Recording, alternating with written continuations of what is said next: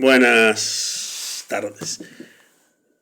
Le quería hablar acerca de un personaje de mi historia, por decirlo así, de mi infancia, llamada Doña Leonor, y le decían la Tacuarita.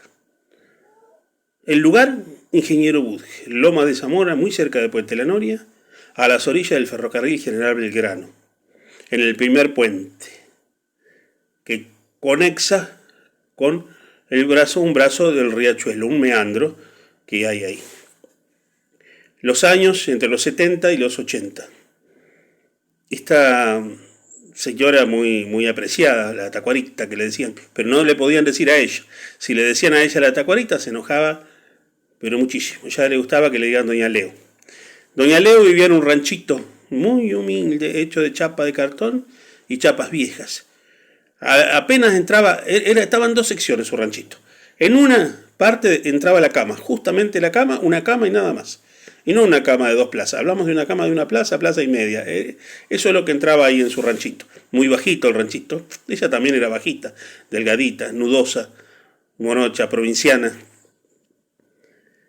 Correntina o chaqueña, no recuerdo exactamente, pero tenía un lenguaje muy pronunciado del interior. Y su cocina era un horno de barro y un fogón en el exterior.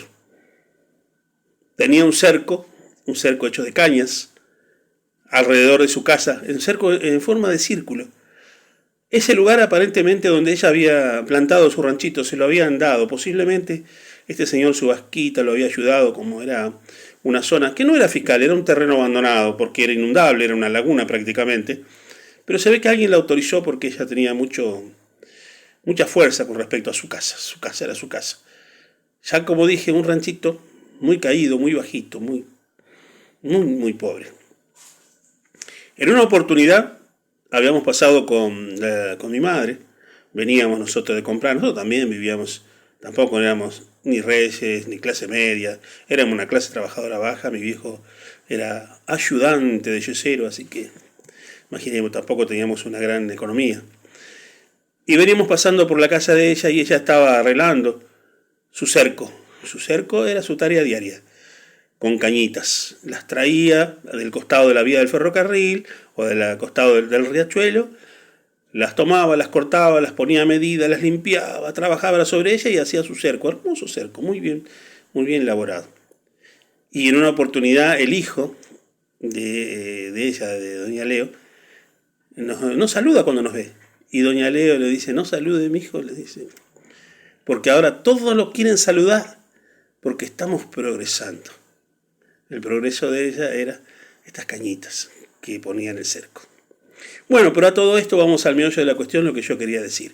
Imaginémonos a Doña Leonor, una persona muy delgadita, del interior, muy pobre, con piernas, brazos nudosos, quemada, curtida por el sol, un rostro de ojos hundidos y pómulos salientes, dentadura irregular y obviamente con no mucha higiene porque no contaba con ducha ni con baño nada. Sin embargo, siempre con un decoro grande. Ella lavaba la ropa y hacía pan casero.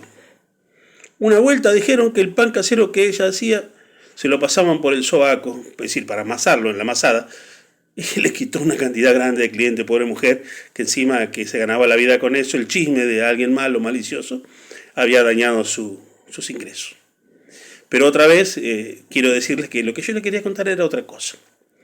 En una oportunidad, bueno, varias oportunidades, ella salía muy temprano, al amanecer, a juntar las cañas del costado de la vía del ferrocarril General Belgrano. Ella subía al costado de la vía o a la vía y allí se transportaba, iba y cortaba las cañas y todos los días traía su paquetito de cañas para ir mejorando y para ir renovando su cerco, que a veces le rompían las cañas, rompían los animales. Esa era la tarea de ella. ¿Qué ocasionaba esta cuestión de Doña Leo muy temprano al amanecer en la vía del ferrocarril? Que entre los años 73, diría yo, hasta el 78, pero más o menos del 73 al 78. Ella 2x3 venía porque era la primera que circulaba con el mensaje, Don Juan, dice, allá en la vía, dice, hay un muerto. Dice, ¿en qué lugar, doña Leo? En tal lugar hay un muerto. Dice, ahí está todo enroscado. Dice, está todo muerto, un muerto. Venía otro día, encontraba a doña Leo otra vez. Don Juan, ña Mirta, porque no decía doña Mirta. Don Juan, ña Mirta, otro finao más. Allá en tal lugar, dice, al lado del puente, dice, en ese lugar, en el costadito, dice, hay un cuerpo, hay un muerto. ¿Y por qué ella avisaba de esta manera cada vez que encontraba un cuerpo de alguien finado, de alguien muerto? Porque ella no sabía ni leer ni escribir. Ella dependía de los vecinos para que llamen a los bomberos, la policía, quien fuera. ¿Cuántas veces ocurrió esto? Muchísimas veces. Muchísimos muertos en esos años, en la vía del ferrocarril. Algunos atados, con alambres, otros siempre descuartizados prácticamente. ¿Y quién era que los encontraba mayormente? Doña Leo. Doña Leo. Y quizás eso es lo que me mueve al recuerdo, hablar de este personaje. ¿Y qué tiene que ver esto? ¿Por qué yo tengo que contar la historia de Doña Leo?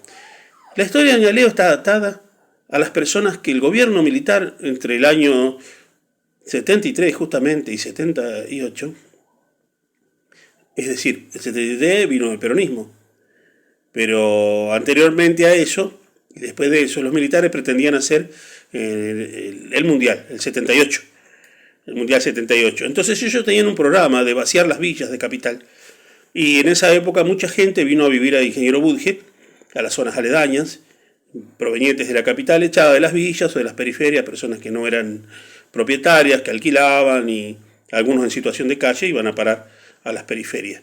Pero eso no es todo el caso. El caso es que mucha de esa gente, antes del gobierno, es decir, del golpe militar del 76, era desplazada por esta cosa. ¿Pero por quién? Ya dije, anteriormente por los gobiernos militares y aún durante el gobierno de Isabel Martínez, mucha gente fue desplazada de capital. En el 76 y en adelante, hasta el 78, durante esos 2 años, fue una hecatombe de cadáveres en el costado de la vía. La gente a veces tenía miedo de denunciar porque pensaba que era obra justamente del gobierno militar. También fue una hecatombe en cuanto a personas desplazadas de Capital Federal y algunos en situación de calle, que, por ejemplo, doña Leo había adoptado, por decirlo así, a 3 lincheras. El Nato, el Santiago y Cachuña. 3 personas les había adoptado, les había permitido en su muy breve, pequeño terrenito circular hacer un ranchito, igual al de ella, con una camita adentro. Y ellos vivían ahí, vivieron por largo tiempo ahí. Ahora, ¿qué pasa? ¿Quién era la descubridora, vamos, de estos desastres? Que eran muchos. A veces nosotros también, ¿eh? Tú sabes, nosotros también, a veces cuando nos dirigíamos al trabajo y antiguamente se tomaba el camino de la vía para llegar a la estación de Budge para poder transportarse a otro lado. Nosotros trabajábamos desde pequeños y mi padre nos llevaba a trabajar a la ciudad de Lanús, allá a Villa Diamante. Y también hemos visto estas cosas personalmente muchas veces. Ahora, analizando el tema, me acuerdo que mi viejo me nos decía, estos fiambres, decía, estos muertos, estos cadáveres que se encuentran en la vía, dice, no sangran nada, están atados todos, ya los tiraron muertos, mijo. Ya los han matado primero y ahí los han tirado. Era la hipótesis general de mis tíos, todos, de que se estaba eliminando gente y se creía que era gente quizás de cuestiones políticas. Pero había cosas que no eran razonables, porque muchas de esas personas estaban muy desnudas o en una situación que parecía de calle, una situación muy fea. En cuanto a las vestimentas, nunca los ibas a encontrar en un finado de esto, en un muerto de esto, en una persona atropellada de esta, no ibas a encontrar dinero. Y rara vez ibas a encontrar documentos. Y eran muchos, ¿eh?